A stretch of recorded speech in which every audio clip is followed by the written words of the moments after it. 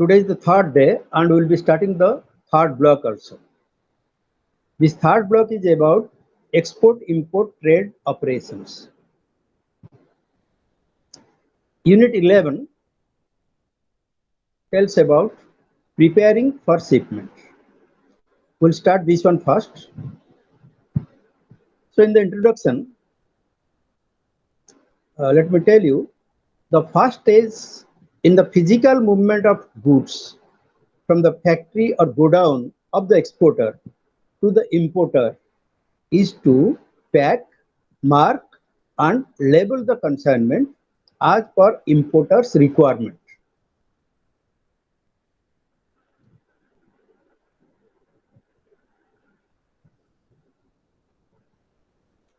So that is the first work from the godown or factory of the exporter. When goods will be dispatched to the shipping point, first of all, we have to pack it, mark it, and label it. Different packings will have to be labeled.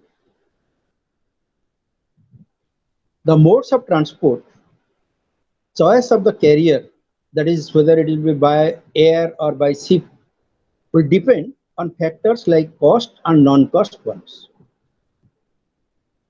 Because as you know, ship transportation will be definitely cheaper in comparison to the air transport. Then in addition to that, legal requirements are also there. There are some articles which you cannot send it by air. So it has to be sent by ship only. In this unit, we will discuss features of liner and tramp shipping services, chartering practices, methods of quality control, and pre-shipment inspection, and the role of clearing and forwarding agents. Coming to 11.2, that is packing of goods. Proper packing to avoid damage or loss due to rough handling, corrosion, pilferage should be done, and it should withstand, these packings should, or these articles should withstand shocks, vibration, pressures, moisture, etc. Nowadays, these container services are being in practice. So containers, consolidation of a number of bags, packs, boxes, cartons should be arranged according to the need. Choice of packing and cushioning of materials are to be done as per the regulations in the importing country, because otherwise there will be breakage, etc. The merchant shipping, that is carriage of dangerous goods rules 1978, specify that the packaging of dangerous goods and their marking and labeling should be in accordance with the International Maritime Dangerous Goods, that is IMDG code of International Maritime Organization, IMO. In India, the Indian Institute of Packing is authorized to carry out all necessary tests and issue the certificate. Marking and labeling of goods should be properly done. Coming to the next thing, that is nature of export cargo. There are three broad groups so far as the export cargo are concerned. One is Ross cargo, next one is bulk cargo, and third one is general cargo or non-bulk cargo. Ross cargo needs speed and should be sent by air only. The quantity and space requirement for bulk cargo is huge, and they need less costly transportation like by ships. Example of these articles are iron ore, coal, food grains, fertilizers, oil, chemical products, etc. Bulk may be dry or liquid. Then coming to the third type, that is general cargo, that includes engineering goods, leather products, textiles, drugs, spices, marine products, etc. These goods require bit higher per unit transportation cost as they are more costly or as their unit value is higher.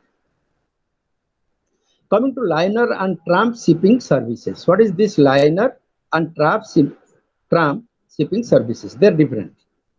Bulk cargo is carried by tramps. There are different types of tramp ships to carry different kinds of bulk cargo. On the other hand, general cargo is carried by liners which carry heterogeneous cargo. That means, so far as tramps are concerned, they are specifically made for a particular type of product or particular type of goods, particular type of cargo. But general cargo that through liners when we'll send, there may be different heterogeneous type of goods can be sent. Then features of liner shipping service. There are 6 points in features of liner shipping service. Just a minute, I'll be coming to that.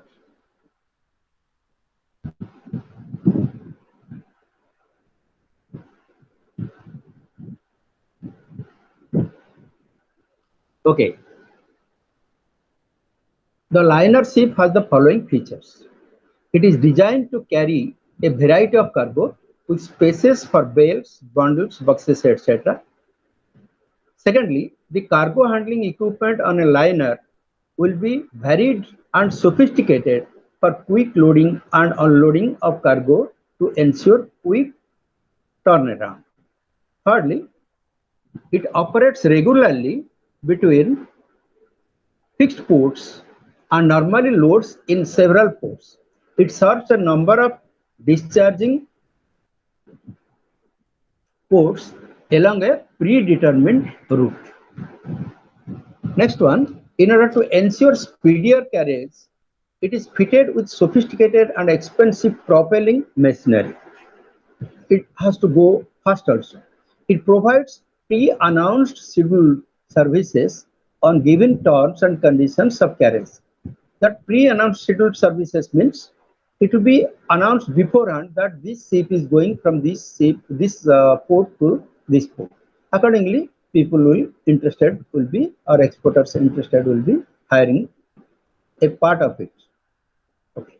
Liners thus provide services on terms and conditions which are not negotiable. Last point is, it generally offers carriage on fixed and stable freight rates. Now coming to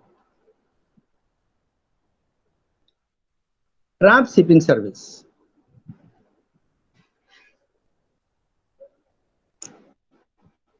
Tramp carrier has the following characteristic features. First one, it is homogeneous cargo in large quantity that is carried in by tramp. Then comparatively simple equipments are used, not so costly. Then lowest possible cost is possible only in this. They touch limited number of ports, unlike your liners. No fixed route or predetermined schedule of departure is given. Then terms and conditions and freights are not fixed, it is negotiable. There it was not negotiable in case of tramps, but here it is negotiable. Now we'll be coming to conference practice. What is this conference practice? There are 2 types of liners. Those which operate unitedly are the members of conference, and those which operate independently. Now, chartering practices. What do we mean by chartering practices? Chartering means taking it on rent. The simple language is this. A tramp chartered in a number of ways. First one is voyage charter, second time charter, 3 types. Voyage charter, single voyage can be made, that is from port A to B, suppose. Consecutive voyage, port A to B to B, C to D, like this. Then round voyage is port A to B and again B to A, round. That is called round voyage. And charter party refers to carriage of cargo between ports within a range, say from any port of India to any port of UK. This should be informed to the master of the vessel before the voyage starts. Then we'll be coming to time charter. After voyage charter, we'll come to time charter. A ship is hired for a fixed time period operation, but within the defined territories or between agreed ports in case of time charter. That means for a particular period of time, maybe say 1 year or 6 months, but the ports will have to be decided beforehand, but the time you can take any in between these 6 months or 3 months, whatever it may be. Charter hire charges are given in advance. Then the third type, that is barboat charter or charter by demise. Under this, the ship owners let out the bare ship for a period of time. Simply, they will be giving the bare ship. The ship owners let out the bare ship for a period of time. It is at the disposal of the charterer, who have the full right and responsibility, both right and responsibility, of operating the ship. So the ship owner have to the ship, so far as the ship owner is concerned, his responsibility is minimum, and act as if they are dead. The ship owners act as if they are dead. That is the real reason why it is called charter by demise. The charterer is in charge of man and operating the ship. Everything will have to be done by the charterer himself. Next one is air freighting. Factors in favor of air freights are 4. Let us discuss those 4.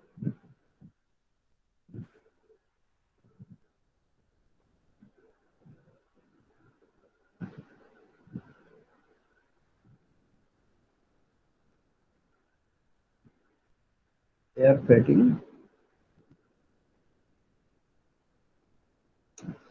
The real fundamental change in favor of air freighting can be traced to 4 factors.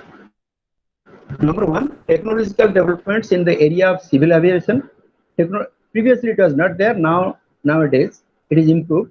Then secondly, technological developments in the field of cargo handling and communications. Then change in composition of world trade. And lastly, establishment of the International Air Transport Association, that is IATA. So these are the 4 factors why day by day this air freighting is getting popularity. After the establishment of International Air Transport Association, that is IATA, in 1945, air freighting has developed. It is because standardization in the rate making, standardization in documentation, and standardization in clearing house and other facilities. So after standardizations have been made in respect of these 3 things, it is gaining popularity. Now, quality control and pre-shipment inspection. There are 3 systems for it. That is quality control and pre-shipment inspection.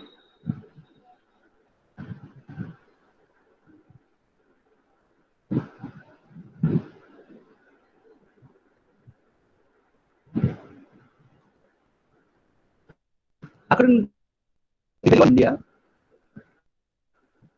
a fairly large number of goods are subjected to compulsory quality control and or inspection by the agencies authorized by the government of India before being allowed to be exported from the country.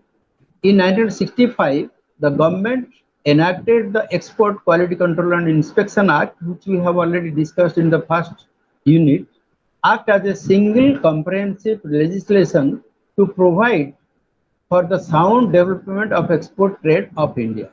Accordingly, the Export Inspection Council was set up to formulate and supervise the inspection schemes with the help of export inspection uh, agencies, which have a network of offices spread all over the country. These agencies have trained manpower and are equipped with laboratory facilities to carry out inspection tests and issue inspection certificates very speedily and scientifically. There are three systems for quality control and inspection. These are consignment-wise inspection, then in-process quality control, and self-certification.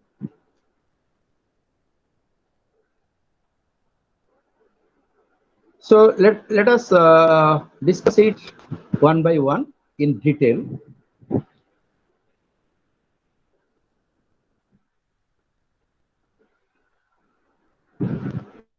Consignment-wise inspection. Under this system, each and every export consignment is subjected to a detailed inspection by the export inspection agencies based on a statistical sampling plan. You must be knowing what is statistical. You must be knowing that statistical sampling plan. If the sample is found to conform to the recognized specifications or standards, an inspection certificate for export is issued to the exporter. The inspection certificate carry a specific validity period within which the export consignment must be shipped. Then we are coming to in-process quality control.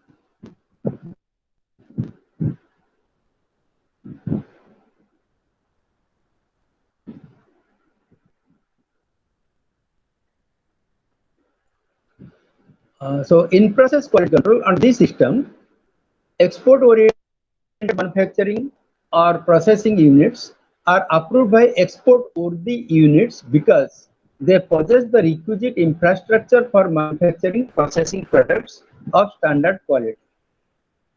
So the standard quality is coming out of those type of manufacturing. They are that sophisticated. Such a unit is allowed to inspect and clear goods for export without an inspection by the export inspection agency. So the quality control is automatically made due to the sophistication of the machinery or the factory in which it is being manufactured.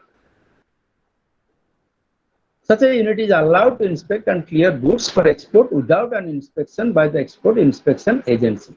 The agency will issue certificate of inspection on the declaration by the unit. Once the exporter or the manufacturer declares it that it has been produced from by using these sophisticated machineries, then simply that declaration is sufficient and the agency will give a certificate to that extent that it is able to be exported. Then the third one is self-certification. Taking a leap from that, in self-certification,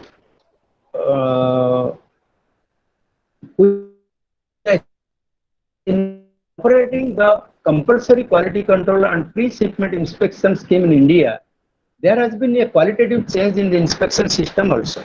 Recently, self-certification system has been introduced, which is based on the concept that a manufacturing unit having established reputation for its products with sufficient inbuilt responsibility for quality assurance could be permitted to certify its own products for export. For the purpose of operating this system, a manufacturing unit found qualifying against the prescribed norms, which amongst other include the following things. So first of all, product quality, that should be excellent. Then design and development, raw materials, bought out components, whatever are there, that is also qualitatively good. Then organization and personnel for quality control. Then process control, laboratory, quality audit, packaging, after-sales service, and housekeeping and maintenance. The unit approved under this system is recognized by notification under Section 7 of the Act as the agency for quality control and inspection of specific products manufactured in the unit. The system removed the need for the manufacturing unit to certificate of inspection from transportation. It becomes easier.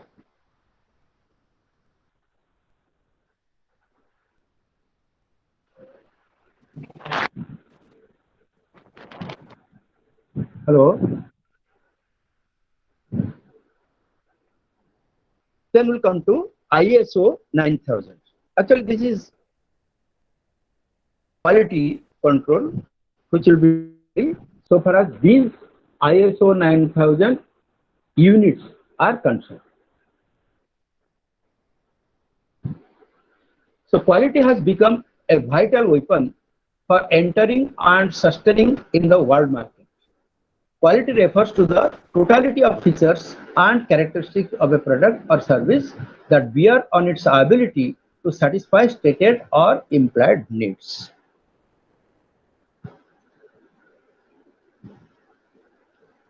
In Japan, actually, in 1970s and 80s, this was started, and the developed countries also have been continuously working on the mechanism of the quality improvement. International Standards Organization has developed ISO 9000 series for the establishment of quality standards.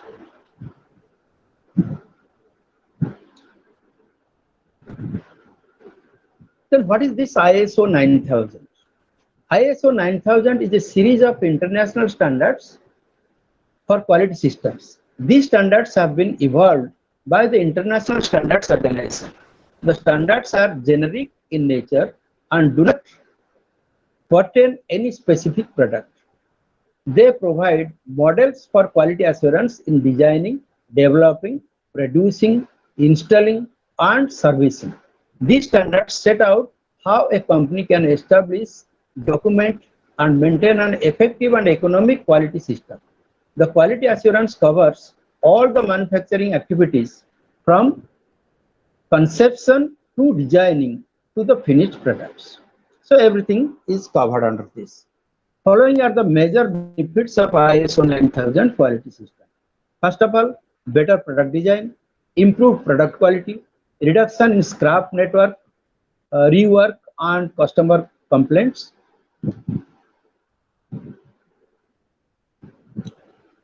efficient utilization of main machines and materials resulting in higher productivity, elimination of bottlenecks in production and tension-free work environments leading to good human relations, creation of quality awareness and greater job satisfaction among employees, improving the company's quality culture, then improvement of confidence among customers, and lastly, improvement of a company's image and credibility in international markets, which is essential for success in the export business.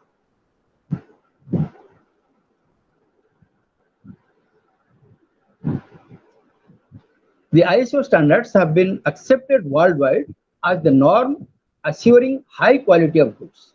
The standards have been taken without change into the national standard system about 91 countries worldwide. So you can see how, because it is convenient and once it has been formed, it will be free of any difficulties. So everybody, 91, as good as 91 countries worldwide are adopting this. The customers all over the world have started demanding their supplies to adhere to ISO 9000 because it is qualitatively so good. All right. Then the customers all over the world have started demanding their supplies to adhere to ISO 9000 or equivalent standards. The British equivalent system is BS 5750. The European community has developed the EN 29000 series of standards, which is technically equivalent to ISO 9000. So you can see, basically it is ISO 9000, and the quality is ensured if the quality is ISO 9000 or equivalent to that. Then Export Inspection Council and its agencies are actively engaged in disseminating information on ISO 9000. In order to win the market, Indian industry should certainly gear itself for adopting ISO 9000. The manufacturers who have acquired the ISO 9000 or any other internationally recognized equivalent certification of quality will be eligible for grant of special import licenses. The licenses shall be granted for such value or bearing such proportion to the value of their exports for the import of non-prohibitive items included in the negative list of imports as may be specified by the government. So this makes it easier, all these things.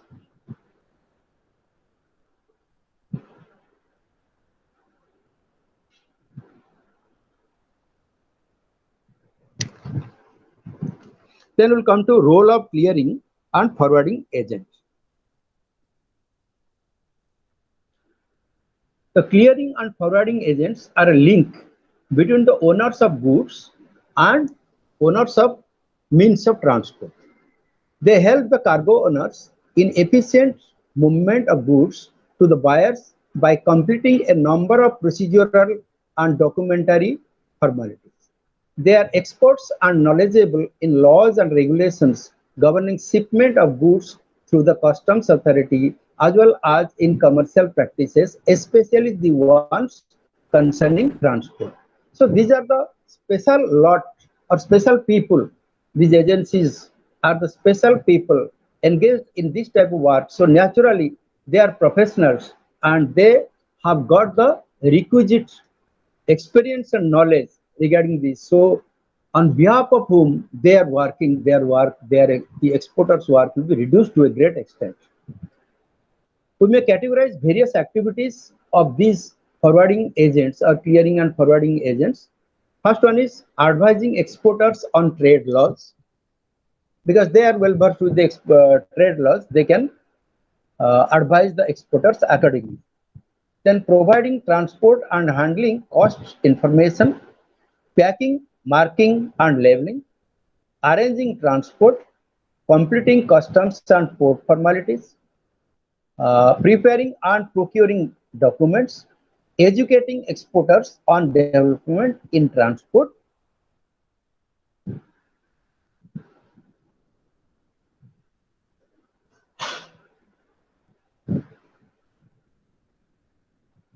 So these are the roles of clearing and forwarding agents. Now we'll come to movement of goods to port.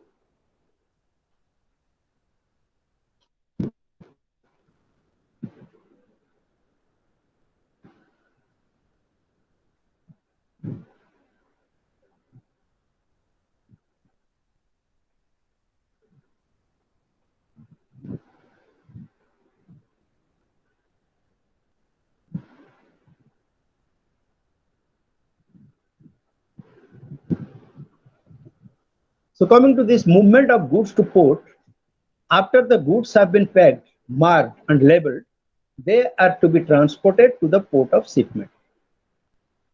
For this purpose, arrangements are to be made by transporting them either by road or by rail. But before this activity is undertaken, the exporter generally, through his clearing and forwarding agent, procures reservation of space on a carrier with suitable sailing schedule. For this purpose, the agent approaches the freight broker who operates as an agent of the shipping company. He is the agent of the shipping company. As soon as space is allotted, the shipping company issues shipping order.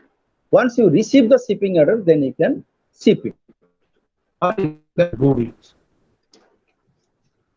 So this is all regarding our unit 11, that is regarding preparation or preparing for shipment. Now we'll go to unit 12.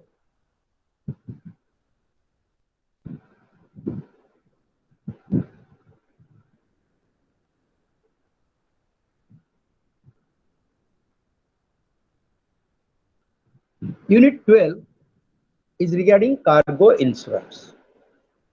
So among many things, we'll read need for cargo insurance, then nature of cargo insurance policy, then kinds of perils, that means losses, types of policies,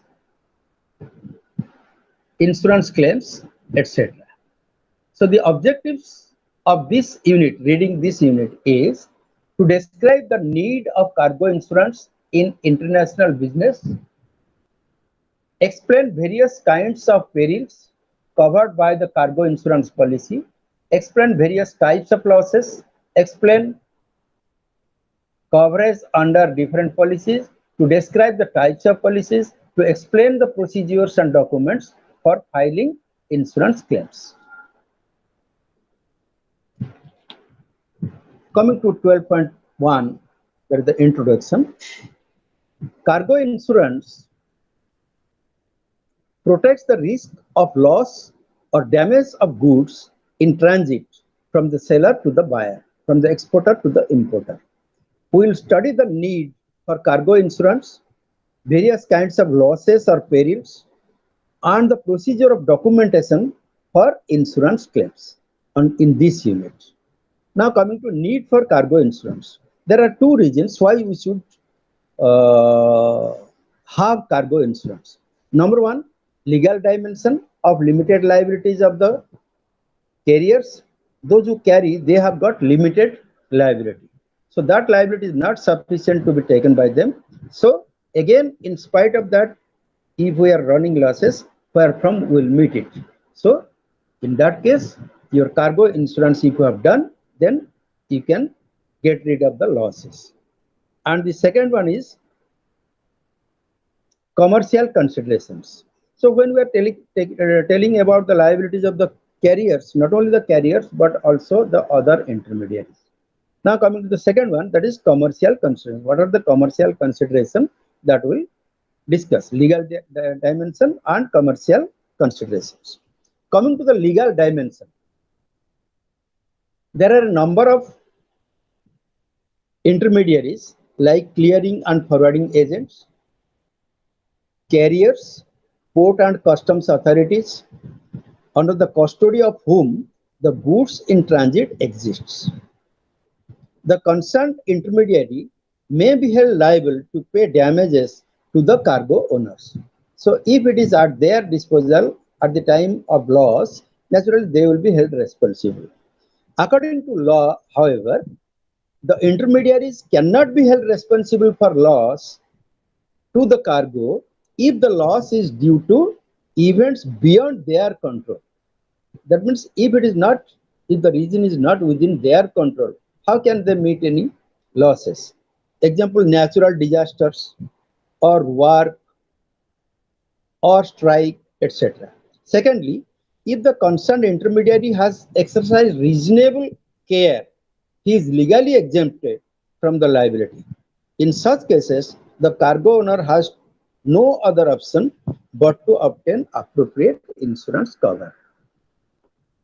So this is regarding the legal dimension, why we should go for cargo insurance. Second reason, that is commercial dimension, is this. From the exporter's point of view, a transaction is complete when he receives the payment. Until and unless he receives the payment, the transaction is not complete. But before he has received the payment, if the loss takes place, he will stand to lose unless he has taken an insurance cover. Secondly, it is a legal requirement to have the cargo insured, otherwise the shipping documents are not complete. So that is a part of the total of all shipping documents. Then we'll come to nature of cargo insurance policy. A cargo insurance policy has an international character, and therefore a policy taken in one country is acceptable in other countries too. Marine insurance in India is subject to the following legislations. Number one, the Insurance Act 1938 and the Insurance Rule 1939. And number 2, Marine Insurance Act 1963. Now coming to marine insurance contract.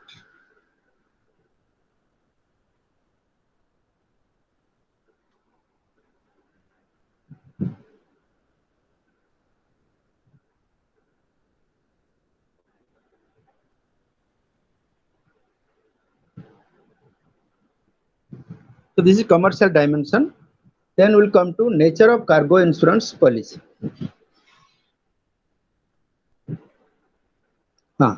So we'll be coming to marine insurance contract.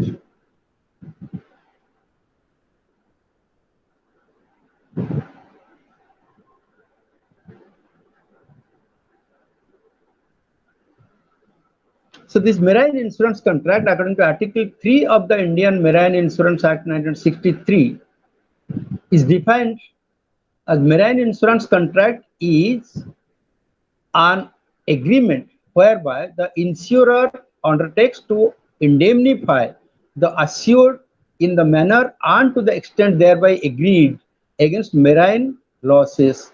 That is to say, the losses incidental to marine adventure. Indemnify is a technical word. Let me explain this word. Indemnify means to make good the loss. Whatever loss you are incurring, that loss will be made good by the insurance company. Thus, the insurance company indemnifies the loss. Suppose you have sent one article of rupees 1000.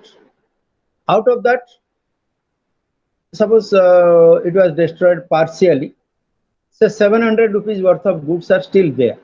So the insurance, you cannot claim 1000 again from the insurance company. You have to claim only 300 rupees from the insurance company, because you should be in that position where you were before the loss has taken place. That is indemnification. So the insurance company, if gives only 300 rupees to you, then you have got 700 rupees now in hand intact, and 300 rupees you are receiving from the insurance company. So in this way it is coming to 1000 rupees. So your position is not hampered, and whatever it was going to be hampered, the insurance company has made good that 300 rupees gap. So that is called indemnification. Then indemnity and insurable value. Indemnity I told you. Then the insurable value. Insurable value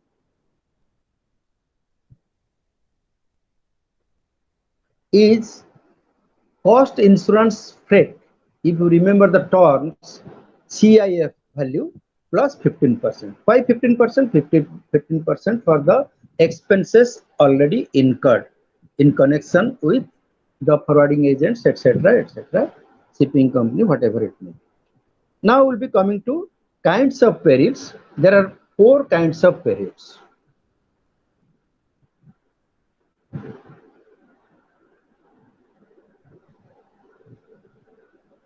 One is maritime peril, another is extraneous perils, third one is war perils, and fourth one is strike perils.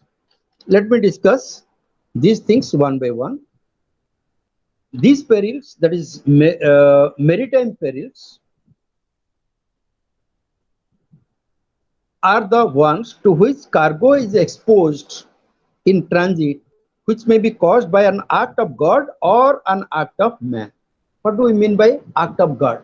That means natural calamities like earthquake, volcanic eruption, lightnings, these are natural calamities.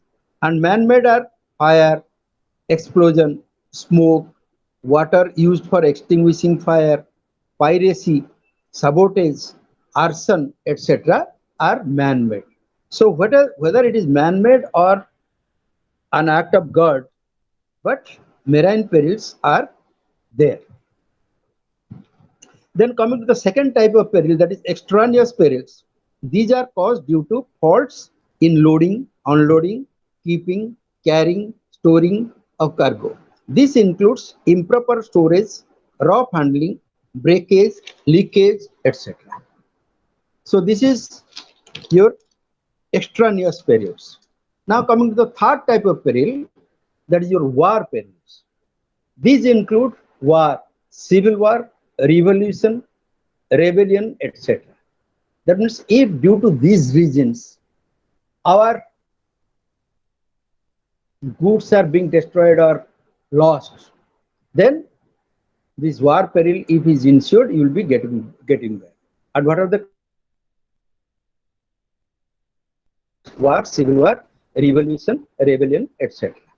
Number two, it also contains capture, seizure, arrest, restraint, etc. And thirdly, abandonment by mines, torpedoes, and bombs, etc.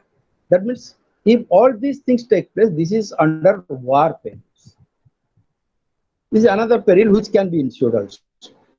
And the fourth one is strike perils. These perils are due to strikes and lockouts, riots, etc.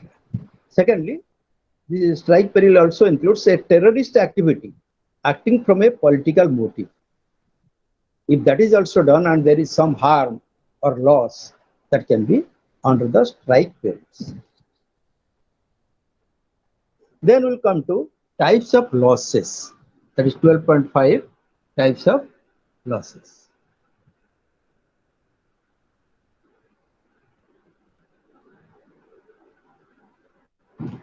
In your booklet, you can see a table of various types of losses.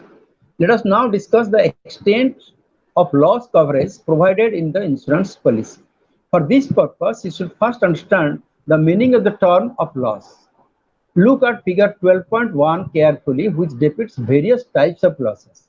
Let us now discuss them in detail. Losses are divided mainly into total loss and particular loss. Total loss again is subdivided rather to actual total loss and constructive total loss. We'll understand what is actual total loss and what is constructive total loss. Then this particular loss is general average and particular average. I shall explain each of them one by one.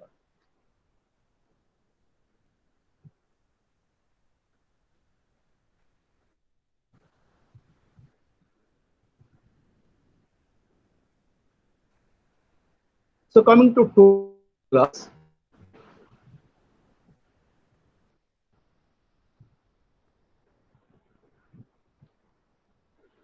it is divided into two types, that is actual total loss ATL and constructive total loss CTL. When the ship is destroyed by fire or sunk in water without any chance of salvage, everything is lost, total lost. So that is called actual total loss or ATL. And what is constructive loss? It may be defined as a total loss when the cost of saving, repairing, or reconditioning the insured goods is more than the value of goods. Suppose take the case of a simple example I am giving you. Suppose a ceiling fan. The cost is suppose 1000 rupees. Now suppose this bearings and all these coils etc. are to be replaced again, and the repairer is charging for the bearing suppose 200 rupees, for the recoiling or rebinding suppose another 500 rupees, in this is 700 rupees, and he is charging his wages say 500 rupees. In this way, if you want to recondition that particular fan, then you have to spend 1200 rupees, but the cost is 1000 rupees. So you can very well know that it is not at all wise to make the reconditioning of the fan. That is because the constructive total loss is 1200. So their actual loss will be calculated at 1000 rupees because there is no need of getting it reconditioned. So here it may be defined as a total repairing or reconditioning the insured goods is more than the value of goods. While claiming CTL, that is your constructive total loss, the insured is required to abandon or leave his interest in the insured cargo in favor of the insurance company. So if 1000 rupees is given to you for that fan, and again you will tell that I will take that, um, the bad conditioned fan again, that is not possible. You have to leave that because you have already got the total constructive total loss, that is 1000 rupees you have already got. Then we'll be coming to particular loss. There are particular loss means partial loss, not the entire amount has been lost, entire stock has been lost, but partially it is lost.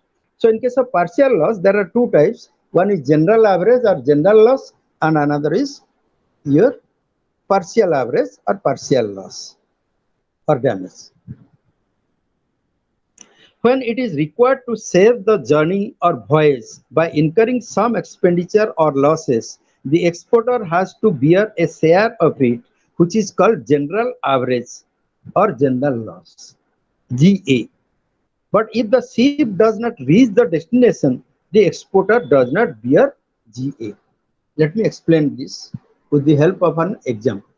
Suppose in a ship, you have got 500 tons of goods. Now, due to bad weather, storm is coming or something, the ship is dwindling. In that case, if all 500 tons will be there are chances that the ship will be sunk. So, the captain says that we have to throw away 100 tons of goods to the water. Then only the weight will be less. When it becomes light, the vessel or the ship can maneuver.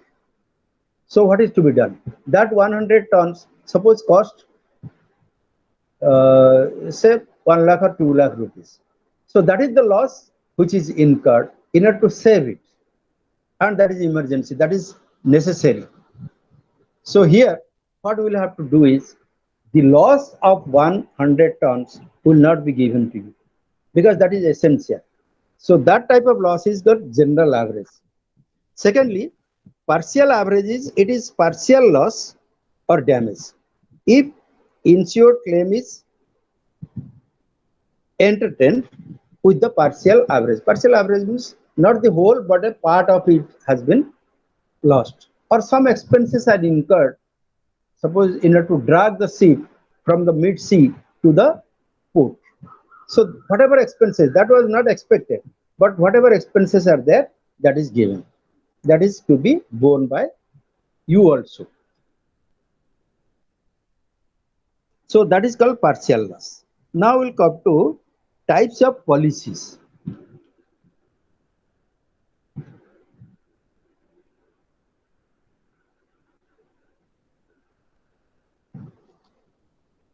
Actually, there are three forms of policies. The contract of cargo insurance in international trade transactions takes three forms. It comes into being when either a specific voyage and time policy or an open cover or an open policy is procured.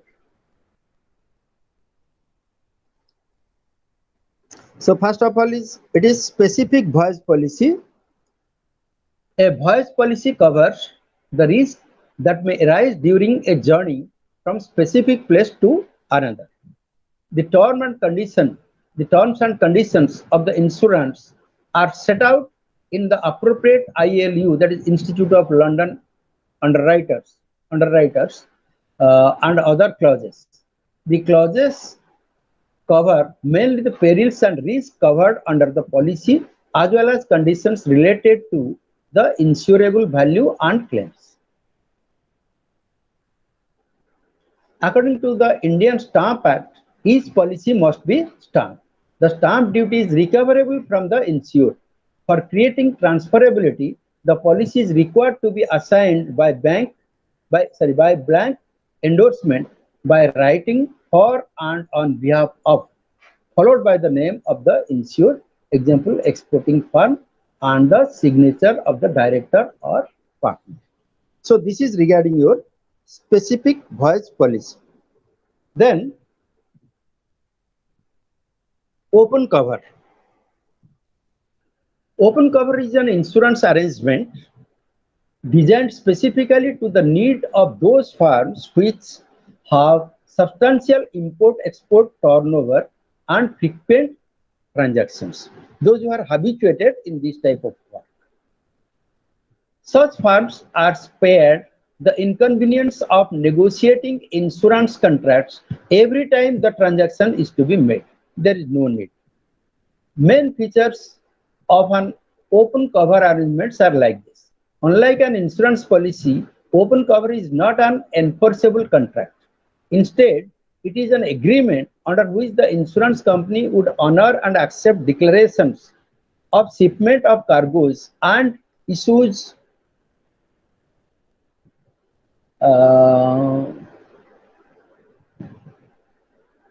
stamped specific certificate of insurance against each declaration. So here it is an easier way to get it insured.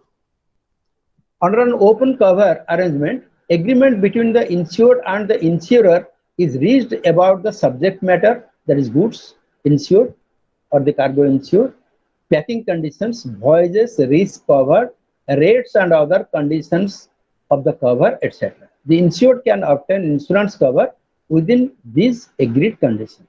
So there are certain other features also. So these are the important features of open cover. Now we'll come to open policy.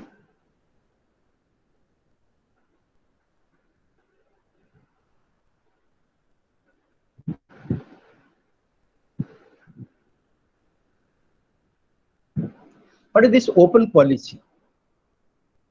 Also known as floating policy. This is also known as floating policy. It has much in common with the open cover. This policy benefits clients with substantial turnover and a large number of dispatches.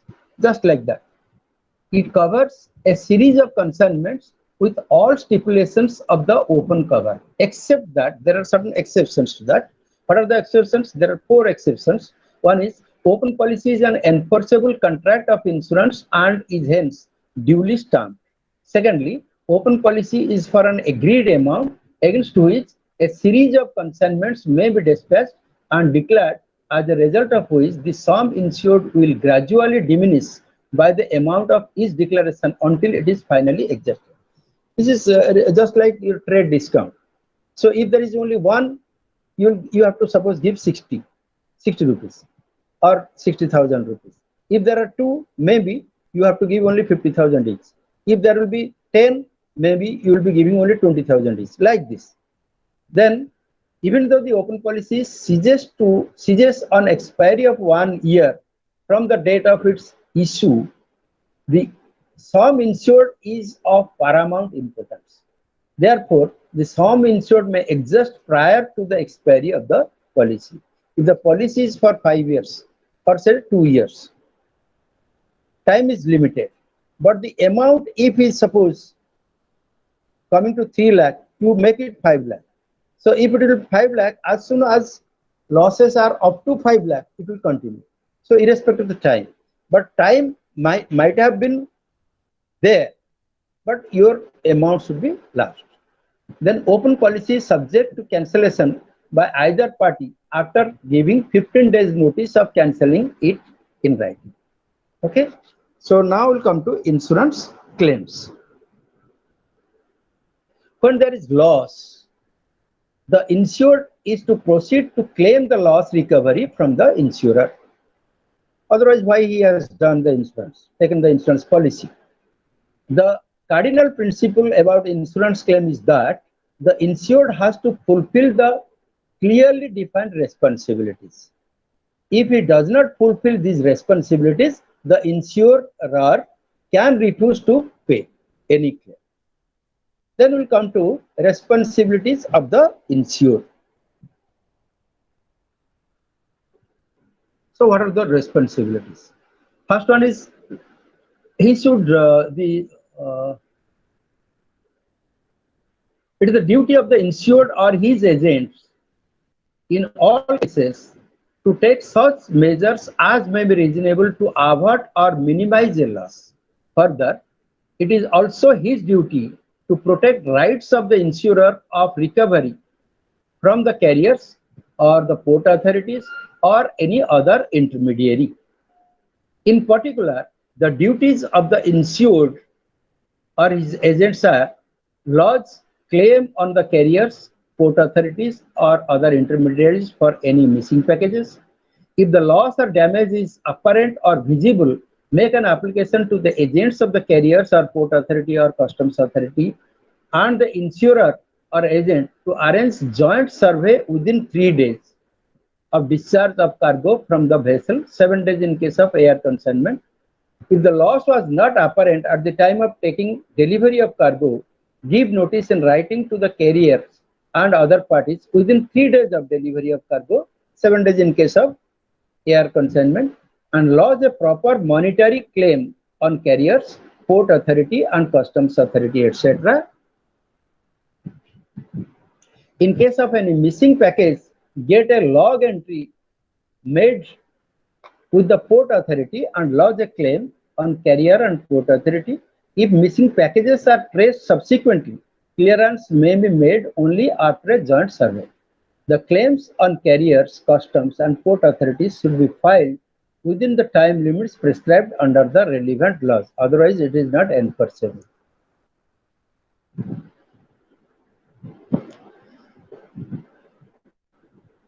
So this is regarding the responsibilities of the insured. Then we'll come to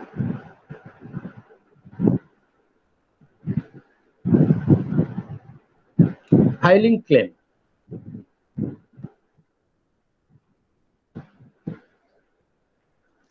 Filing claims.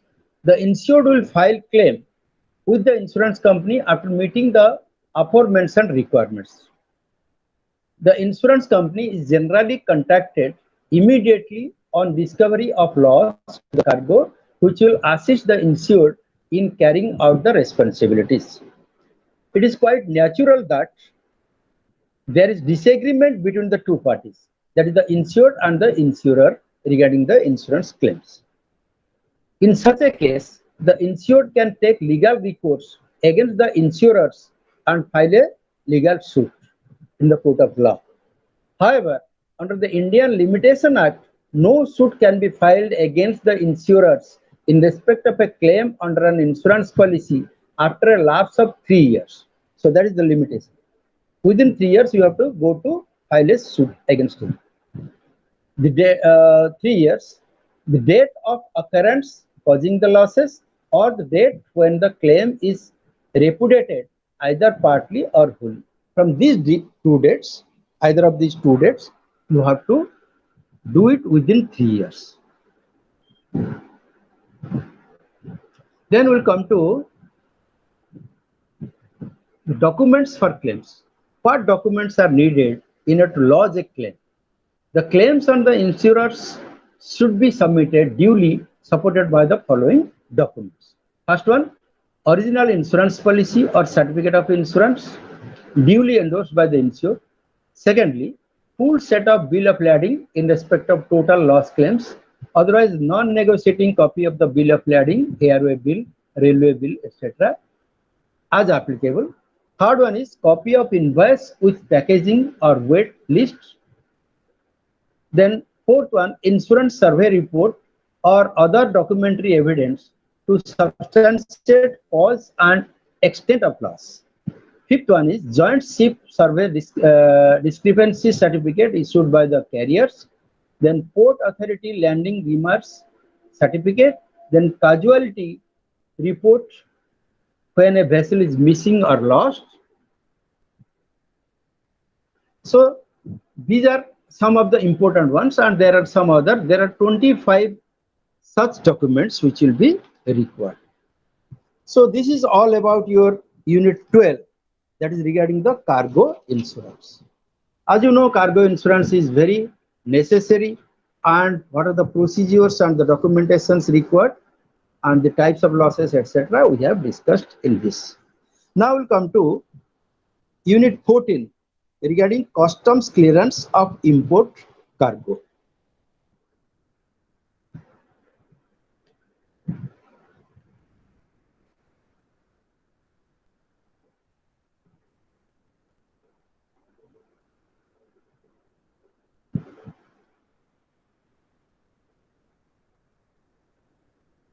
So here we'll be reading, among other things, stages of shipment, central excise formalities, customs clearance formalities, port procedures, etc. So these three things, that is stages of shipment, will read, then central excise formalities, customs clearance formalities, and port procedures. So the objective of this unit is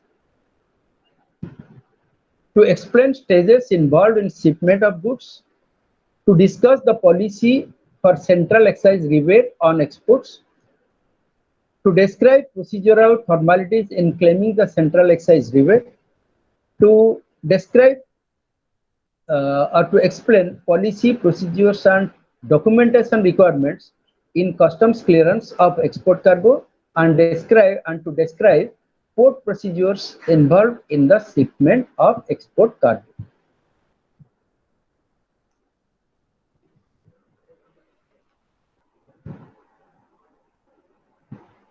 So first of all, you have learned in Unit 11 the process, procedures, and documentation formalities in preparing goods for export, as well as movement of goods from the inland production centers to the port of loading. At the port of loading, that is at the port of shipment, two main formalities are involved: getting permission from the customs authorities to ship the goods, and customs authorities is a government agency, and getting permission from the port authorities to bring the cargo into the shipment shed, where the goods will have to be brought for loading into the carrier. And this is the work of the, you can say, the port trust. So that is the authority rather. After the goods have been loaded, the exporter, through the clearing and forwarding agent, will proceed to obtain fact of shipment certificate. Fact of shipment certificate on different documents. This will help the exporter in claiming some of the major export incentives. In this unit, you will learn various stages involved in the shipment of goods and policy and procedure of central excise formalities. You will also be acquainted with the formalities of custom clearance. So all these things, as we were discussing, we will be getting this. All right. So coming to stages of shipment.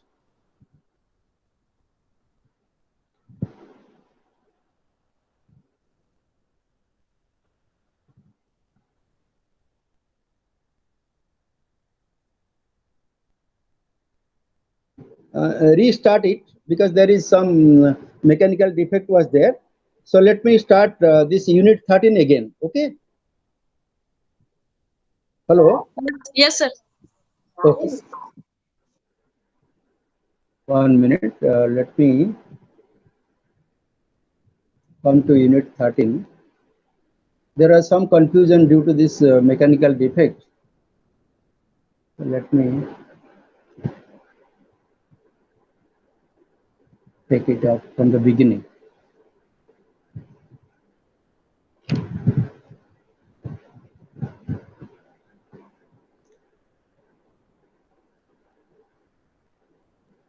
Okay, thank you for waiting.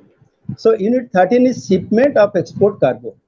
Here we'll be reading stages of shipment, then central excise formalities, and then custom clearance formalities, port procedures, etc. That I remember I have told you. Then coming to the introduction, after the goods being loaded into the ship, the exporter will proceed to obtain fact of shipment, which will help him to claim some of the major export incentives. In this, we will learn stages involved in the shipment of goods, policy and procedure of central excise formalities, and customs clearance formalities. Okay, so in 13.2, that is stages of shipment. I am coming to that. Stages of shipment.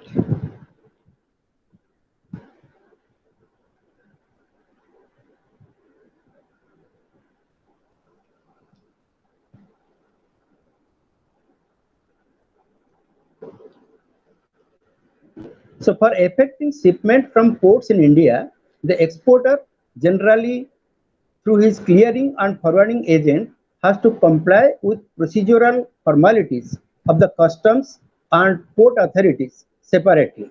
In addition, he has also to obtain permission from the shipping companies or their agents for bringing the cargo into shipment shed according to the loading plan of the ship. Specifically, the stages of the shipment processes are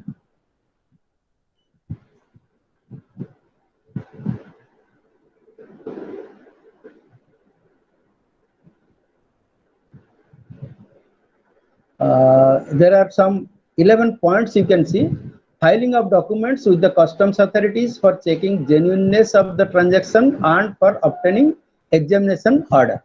Secondly, payment of port charges. Thirdly, obtaining permission of the shipping company to bring cargo into the shipment shed. Fourth, obtaining permission from the said superintendent for bringing the cargo into the shipment shed.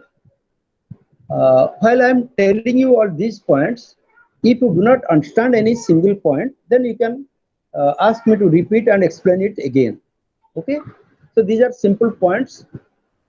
I hope you understand. If you do not understand, please ask me. Then arranging for transport of cargo to move into the shipment shed through port gate, permission of the gate inspector to move cargo into the port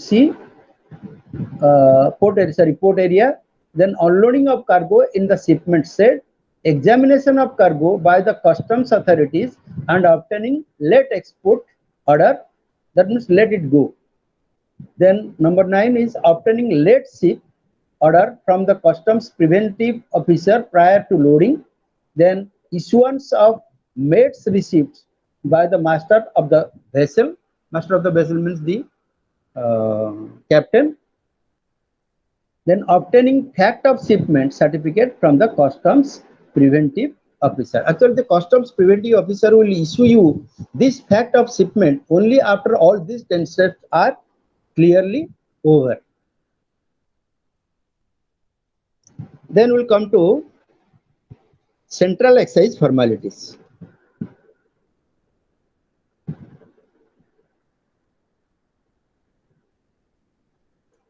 That is in your 13.3. It is common practice all over the world that exports are not to bear the burden of indirect taxes. There are two types of taxes, direct taxes and indirect taxes. So far as direct taxes, it will have to bear the exporter, but the indirect taxes should not be borne by the exporter. Export goods are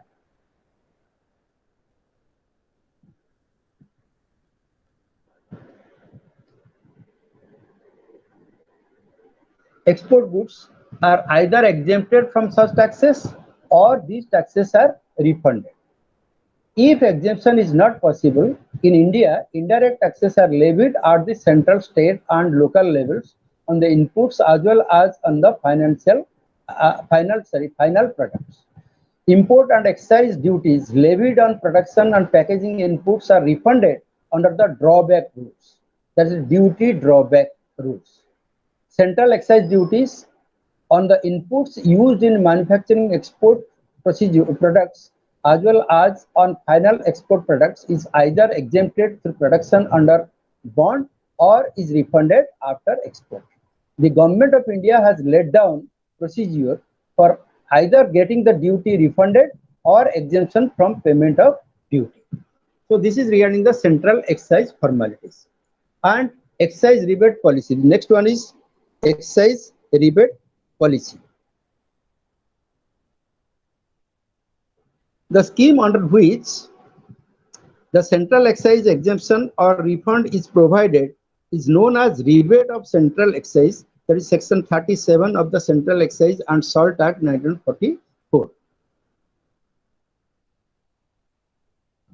According to the recent amendment, only one rule 12 operates.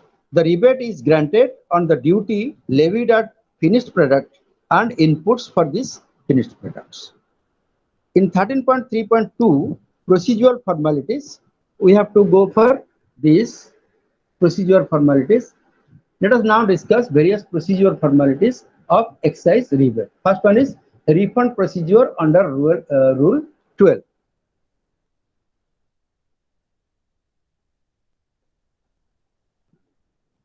Procedure formalities.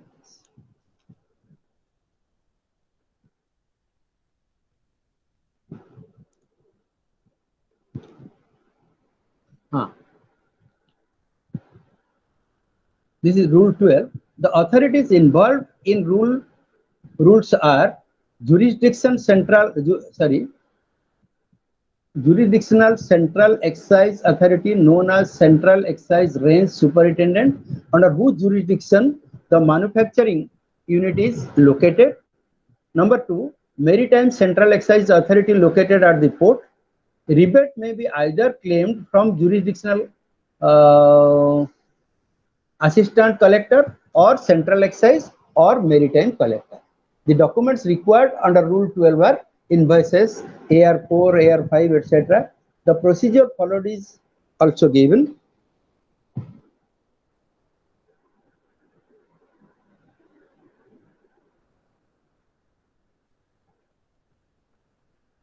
The procedures are there that you can read, and then we'll come to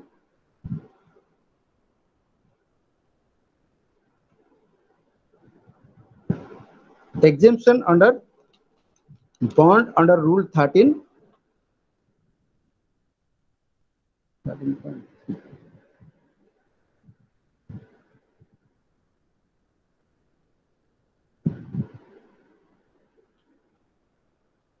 So we have discussed excise rebate policy, then procedure formalities, then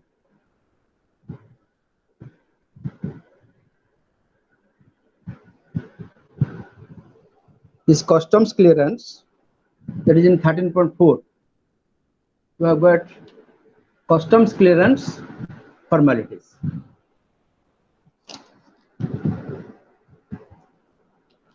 So under section 40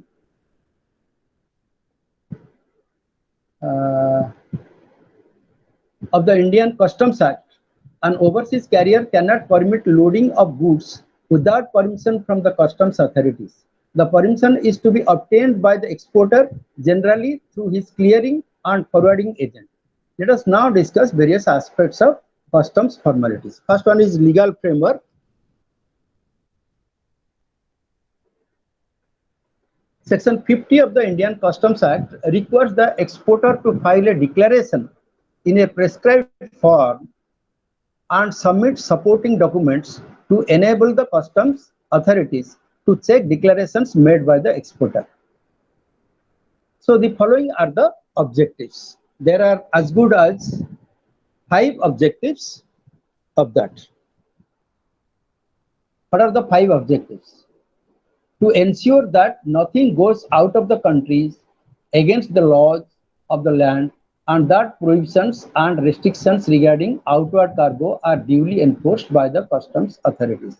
That means there are certain things which cannot be sent from India.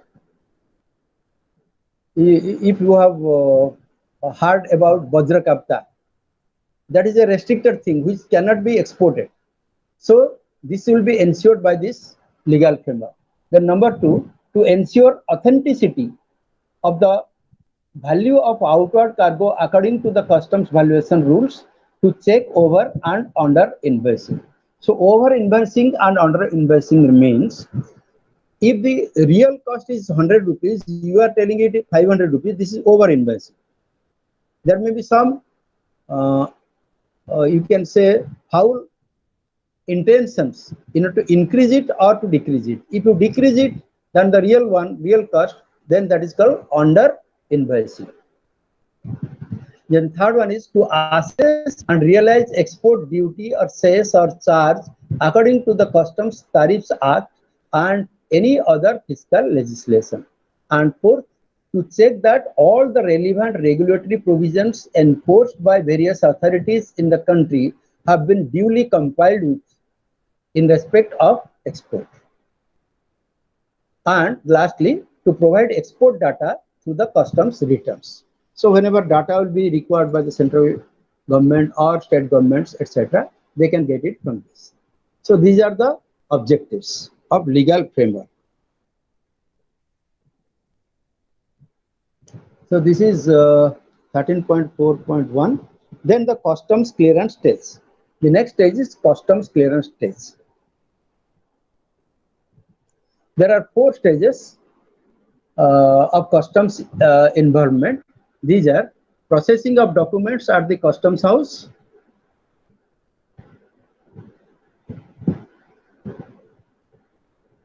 then physical examination of goods in the docks in accordance with the examination order given at the customs house.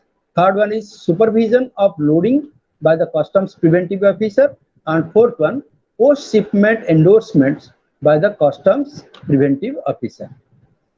Then we'll come to documentary requirements, that is 13.4.3. For movement of goods by air or by sea, the customs permission for shipment is given on a prescribed document known as shipping bill. In other cases, that is by road or rail, the document is known as bill of export. There are 4 types of shipping bill or bill of exports. Number 1, dutiable shipping bill or bill of export for those goods which attract export duty. That means where you have to give the export duty. Then drawback shipping bill or bill of export for those goods which are covered by the duty drawback scheme. We have explained what is duty drawback scheme. Third one is free shipping bill or bill of export for those goods which neither attract export duty or cess nor are covered by the duty drawback scheme. And number 4 is ex-bond shipping bill or bill of export for those goods which are shipped from the customs bonded warehouses. There are bonded warehouses from that. Sorry, Then sir. there are some. Sir, can you explain the 4th point, ex-bond shipping bill? Ex-bond shipping bill. Okay. There are some bond houses. Bond houses means there are stipulated places where the exportable goods are kept. Okay. From that point of that spot, if you want to export, or you have to ship the goods from that only, not from your own yard or own godown, then it will be applicable. Are you getting me or not? That Yes. ex-bond shipping means that is from the bond house. If it will be given specifically, not from your warehouse, then it will be called ex-bond shipping bill. Okay. Okay, For sir. this Thank you. separate type of bill will be there. Okay. Then these are the documents, that is near about 12 documents are there. So you can just read these documents: shipping bill, declaration, etc., invoice copy, GR form, export license. We have discussed all about this. So these are required to be given by the exporter or his agent, who will have to submit the following documents to the customs department. Okay. Then we'll come to procedural formalities.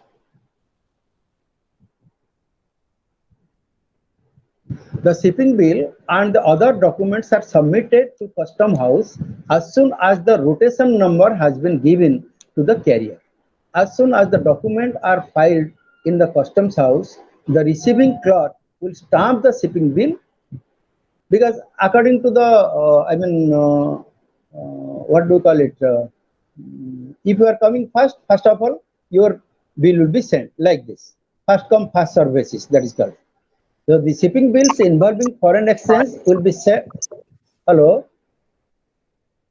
Hello? Any difficulty? Sir, like Can you hear FIFO, me? sir, like FIFO method. Yes, correct. Like FIFO. First come, first serve. Yes, sir. So if you are in a queue, your number is 4. Only after third one's work is done, then fourth one's work will be done. That will be in the queue. Okay. Okay, sir. Okay. The shipping bills involving foreign exchange will be sent to the appraisement section, where they are allowed to appraisers and examiners for scrutiny and giving examination order. They have to examine the goods. While the appraisers will examine the dutiable and drawback shipping bills, free shipping bill will be examined by the examiners. So I think it is clear.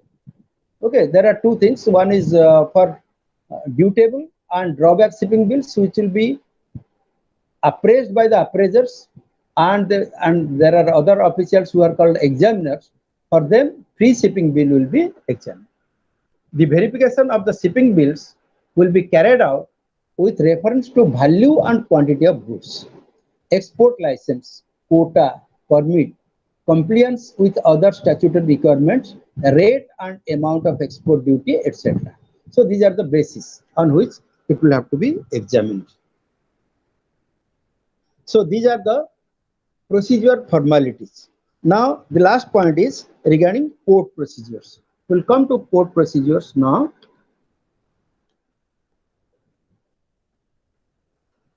Export cargoes can be brought into the port only after the ship has been allotted a berth and declared for loading.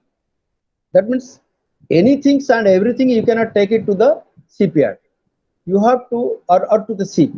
Only when some berth will be allotted to you in a ship, that you have to show, and then only you will be permitted to export the cargoes can be brought into the port. Otherwise, it will be outside the port. Some port authorities in India require the shippers to pay port charges and have their shipping bills passed by the customs house before bringing goods to the docks. So in some cases, to be more specific, they tell the shipping companies that you have to give the charges to the customs house before bringing goods to the docks. At the Bombay port, however, shippers have the facility of paying charges after shipment. If you want to give it only after shipment also, it will do. That is only possible in case of Bombay port.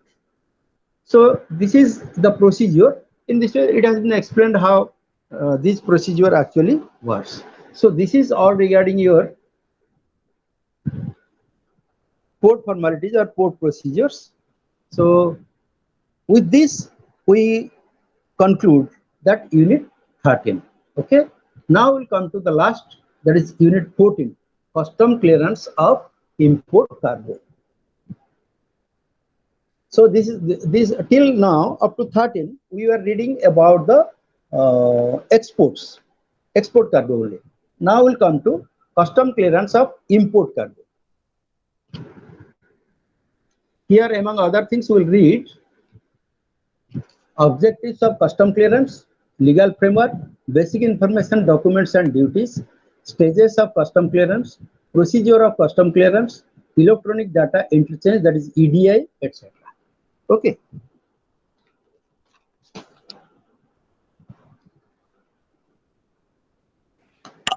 Sir, I have a doubt. Okay, ask me. Sir, is there means different officer to check the export cargo and import cargo, or one officer will check the export and import cargo? No, actually, all the officers are expert in these, whether it is import or export, but they will be alerted.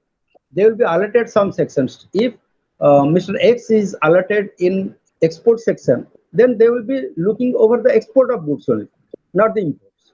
Are you getting my point? Suppose Yes, there are two inspectors. One inspector is in charge of crime, another inspector is in charge of discipline. So they can, both of them can do both the works, but not at a time. Are you getting my point? Yes, sir. Okay. It is better that you ask the questions and you can get it clear from me. Okay. Now, what are the objectives of reading this chapter, this unit? After studying this unit, you should be able to describe the objectives of custom clearance. I am reading it slowly so that you can ask me the questions. Describe the objectives of custom clearance. What is the objective or purpose of custom clearance? Then to explain the legal framework, that is the law regarding this. Number 3, to discuss the basic information, documents and related duties. I shall tell you in that chapter.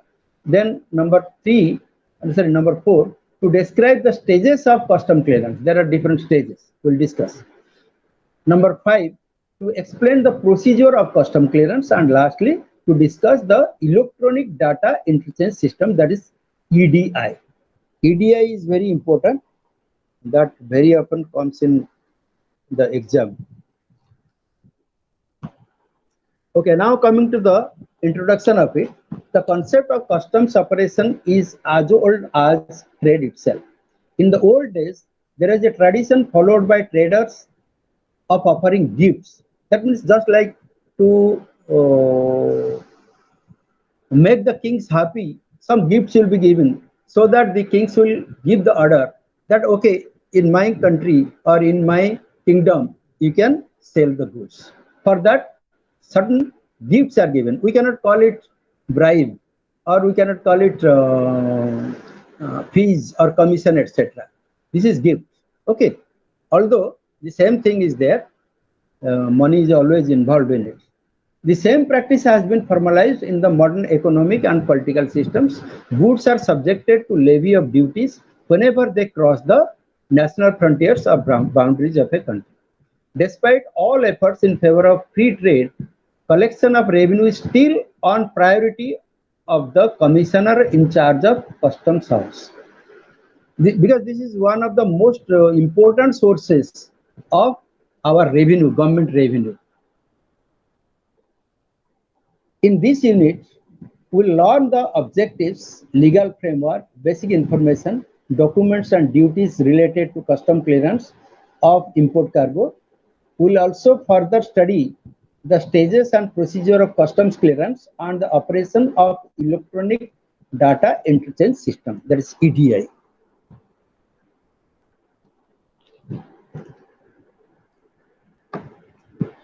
So what are the objectives of custom clearance? Apart from being a source of revenue, the major objectives of custom clearance are check smuggling, to regulate trade, to have the agency function, that is FEMA, quality control and pre-shipment inspection, and number 4, collection of trade data. So these are the 4 objectives of customs clearance. Coming to legal framework, that is your 14.3.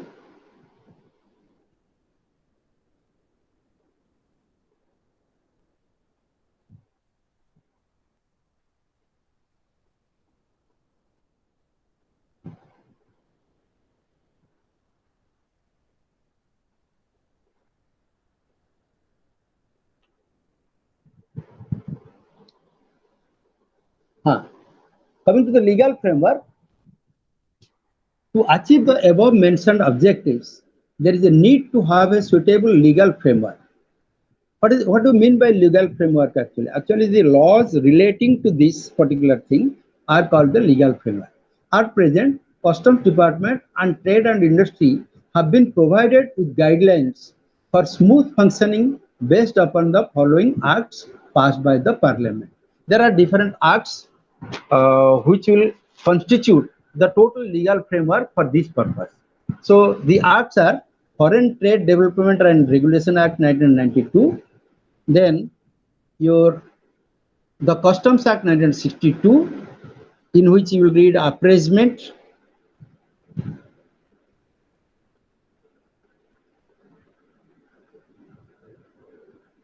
then your prevention, then Customs Tariff Act 1975, etc. Other acts are also there. So these things will come under this legal framework. Then we'll come to basic information, documents and duties.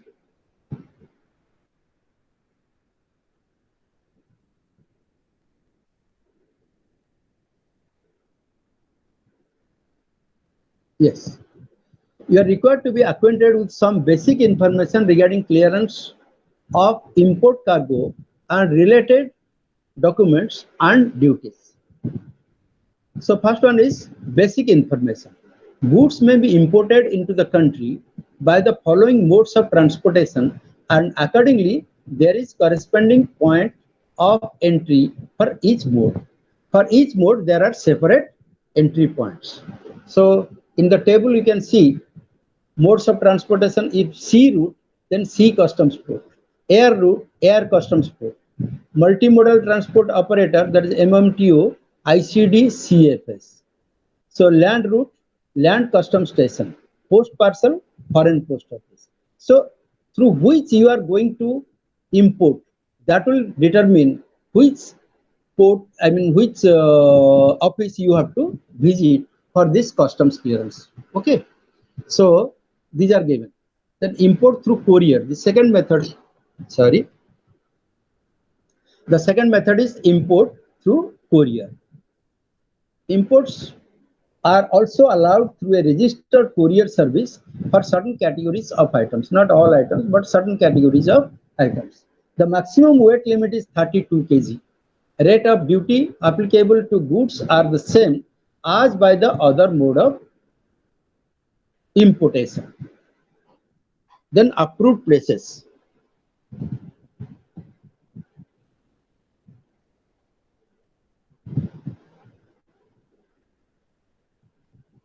Okay, approved places. The points of entry are approved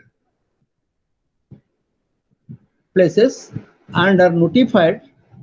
The vessels can come for purpose of loading and unloading of goods, or the aircraft can unload or load goods only on such approved places. The examination of goods is done at customs area earmarked for this purpose within the port area. So these are the approved places. So we have read three things, that is different modes of transportation, then import through courier, and then approved places. Now we'll come to this Import General Manifest, IGM. Under Section 30 of the Customs Act 1962, the person in charge of a conveyance is required to deliver to the proper officer the document known as IGM or IR within 24 hours after its arrival at the point of entry in the prescribed form. In case of a vessel, vessel means ship, the IGM is normally submitted before the arrival of the vessel to the proper officer. Before it reaches the port also, you can give it. It can be accepted by the proper officer even after the expiry of 24 hours of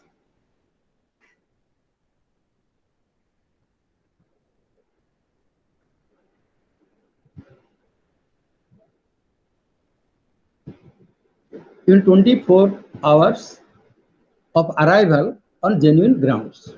But within 24 hours, you should give it. You should try to give it. It gives details of the imported cargo to be unloaded, what all are going to be unloaded. It can be amended also if there is no fraudulent intention, provided the proper officer is satisfied.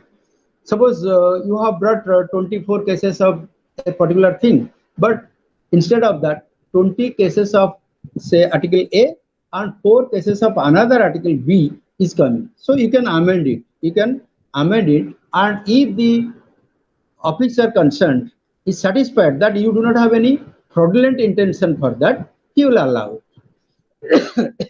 Excuse me. Then customs house agents. Exporters and importers can avail services of customs house agents. They are a body of professionals and are licensed by the Commissioner of Customs after following a prescribed procedure. They facilitate work connected with clearance of cargo from customs. They are actually experts. So if a layman will go, he will be facing so many bottlenecks. So in order to avoid that, these persons, that is customs house agents, are there who will help you. Then entry inward permission. A vessel is under obligation to allow unloading of imported goods only after the grant of entry inward permission. This entry inward permission, in case the bill of entry has been presented and notified with the customs, but the cargo has not reached, the rate of duty applicable would be the date on which the entry inward permission is granted by the customs to the vessel. However, in case of aircraft, no such formality exists. Suppose in advance you have given that I am ready to give the customs duty. What is the rate? They have applied a rate. But if the vessel or the ship has not reached in time, suppose it takes another 10 days or 15 days or 1 month more, and by that time the duty is more, you have to give that duty, not the previous rate, not at the previous rate, but at the present. So that is entry inward permission. Then appeals. When you will not be satisfied with the work of any officer, what you will have to do? You have to make an appeal. So to safeguard against misuse of powers by customs officers are available to aggrieved persons under section 128 to 131. Against the order of custom authorities, an appeal can be filed to the Commissioner of Customs Appeals within a period of 3 months. The period should be within 3 months from the date of communication of the order. A second appeal, if you are not satisfied with the first appeal, nothing has been done, you can go for a second appeal, which can be made to the appellate tribunal, that is CEGAT, the full form is that. In case the order has been passed by an officer of the rank of commissioner, an appeal can be filed directly to the tribunal because he is a higher officer. The final appeal can, however, be made to the Supreme Court against the tribunal's order. If the tribunal has given some order, but you are not satisfied, then you can go to the highest court, that is Supreme Court of India. Now we'll come to documents. There are different documents. That is, bill of entry is the basic document for customs clearance. Let us come to that bill of entry.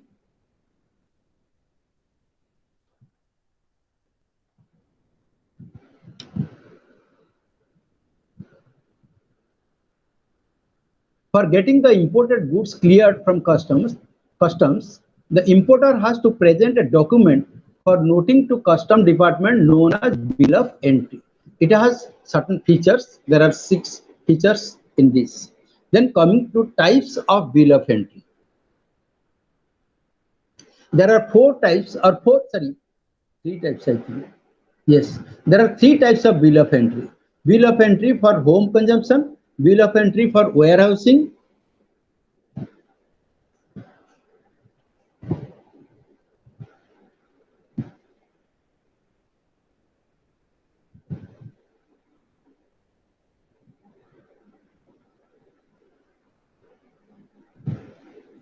and ex-bond bill of entry. There are 3 types of bill. In addition to that, there is advance bill of entry. So in order to expedite clearance of goods, it is permissible now to file the bill of entry 30 days in advance of the expected arrival of the concerned ship or aircraft carrying imported cargo. In such situation, importer would not be in a position to give vessel name, IGM number, etc. because it has not yet come. However, all the necessary documents are to be enclosed with it. But if the ship or aircraft does not arrive within 30 days, the advance cleared bill of entry would cease to be valid. That means it will be invalid. Again, you have to go for a fresh bill of entry. Then a list of documents to be enclosed with bill of entry is given. Then we'll come to duties. That is 14.4.3 duties. So coming first of all to the rate of duty, there are 3 rates. In case of bill of entry for home consumption, the rate of duty would be as prevalent on date of presentation of bill of entry. In case of advance bill of entry for home consumption, the rate of duty would be as prevalent on the date on which entry inward permission is generated or granted to vessel or arrival of aircraft. Third one will be in case of bill of entry for warehousing, not for consumption but for warehousing, you will store it, warehousing, the rate of duty would be as prevalent in force on the date of physical removal of goods from the warehouse. So when from the warehouse it will be released, that date, whatever rate is there, that will be applicable. Exchange rate. In all cases, it will be as in force on the date of presentation of bill of entry. So the date of bill of entry, on the date of bill of entry, whatever is the exchange rate, that exchange rate will be applicable. What is this exchange rate? Suppose dollars are exchanged at 70 rupees today. So that is the exchange rate. So like this, if from other countries we are also importing or exporting, so that will be their country's exchange rate will be applicable. Then coming to basis of duty, there are two types, that is specific duty and ad valorem duty. You should know about this because short notes they may ask. Specific duty, when the unit of quality becomes the basis of levying duty, example, some kgs or liters or numbers or meters, etc., the duty leviable is called specific duty because it is very, what do we call it, objective. This much of kgs or this much of this thing. That's why it is, or liters. Per liter how much? Like this it will be done.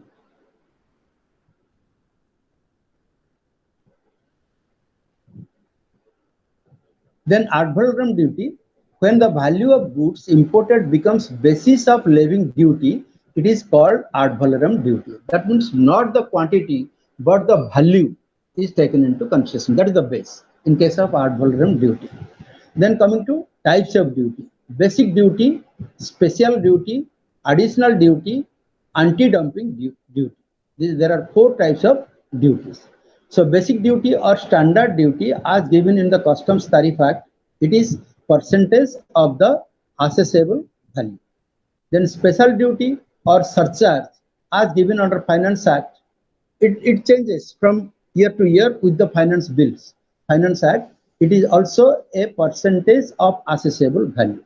Then additional duty or countervailing duty, CVD, it is a percentage of assessable value plus duties calculated under A and B above. That means basic duty plus special duty, then some percentage will be calculated. Then anti-dumping duty is a percentage of assessable value plus duties calculated under A and B above again. So the percentage will be calculated like this. Then we'll be coming to know what is this assessable value.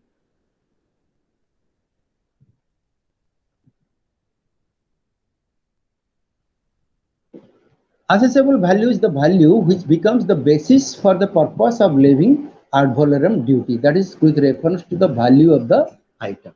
So how it will be assessed? On the basis of the value it will be assessed. That's why that value is called assessable value. Now we'll come to the stages of customs clearance. There are various stages of customs clearance. It is given how many? It is as good as 10 points are there. So let me read, just tell you some samples from this. First one is, let us now learn the stages of custom clearance. They are as follows. Presentation of bill of entry along with the relevant, that will first thing to be done, relevant documents to the import department of the customs house, that is the concerned group. Secondly, the bill of entry is checked by the concerned official with the IGM submitted by the carrier and it is notified. IGM, I told you, IGM means import general manifest number. Then documents and the information are checked and scrutinized. The bill of entry is marked for assessment and appraisement to the concerned appraiser. So like this, there are 10 stages where the customs clearance will be made. Then we'll come to procedure of customs clearance. This is section 45 to 49 of the Customs Act 1992. We'll come to the procedures.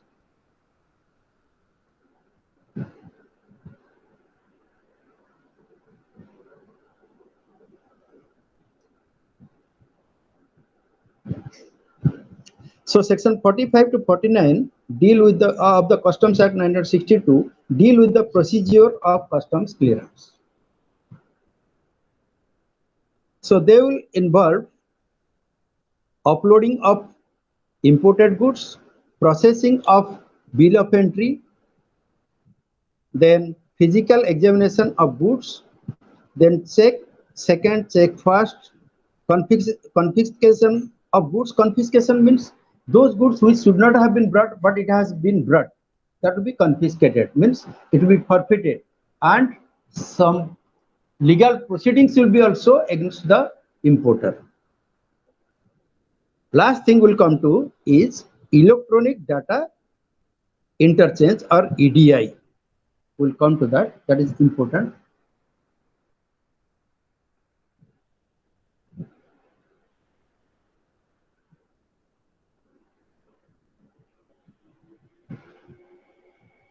To streamline and facilitate custom operations, a system has been introduced for processing the bill of entry electronically. That means through computers it will be done. It replaces all operations done manually. It is a communication from computer to computer. No manual work is necessary. The system has been experimental and operated in most of the air cargo complexes already. ICDs and the seaports. Everywhere it has been involved. The steps involved in processing a bill of entry are like this. So we have studied regarding EDI beforehand also. So you need not be worried. Which in short is the processing and recording data in electronic form. That means through the computers. All the processes above can thus be made through EDI or electronic data exchange. What is the advantage? The advantage are, we have also read. Let me just remind you some of the advantages, some common advantages of EDI. One is, first of all, it will be done fast, swift. Very soon it can be made. Less time will be required. Number two, it will be almost errorless because no manual work is there. Once it has been fed into the computers, then the number, whatever may be the number of copies, everything will be correct if the first one is correct. Okay, so these are the things which we have to read regarding the custom clearance of import cargo. So in this way, with these 4 units today, we finish the 3rd block. Tomorrow we'll be discussing the 4th block. Okay, thank you. Any questions? You can ask me.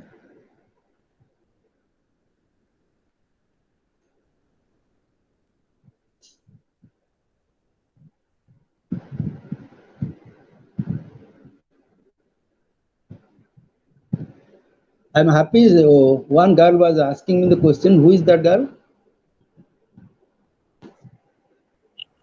Swami Parvati. Okay, thank you.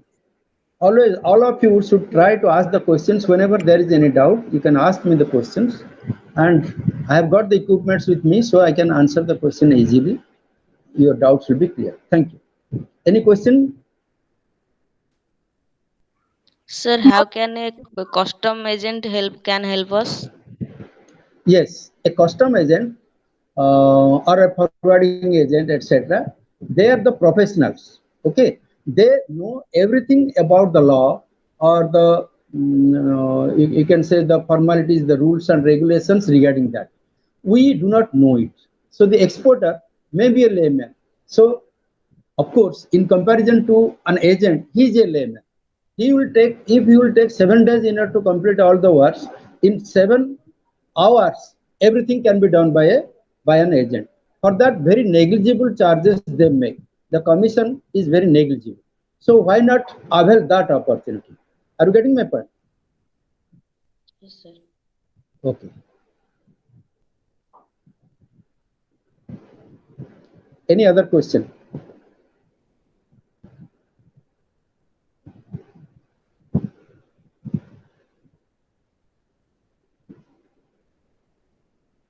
Okay, thank you then. Bye. And we'll be meeting tomorrow. Thank you, sir. Thank you, sir. Thank you.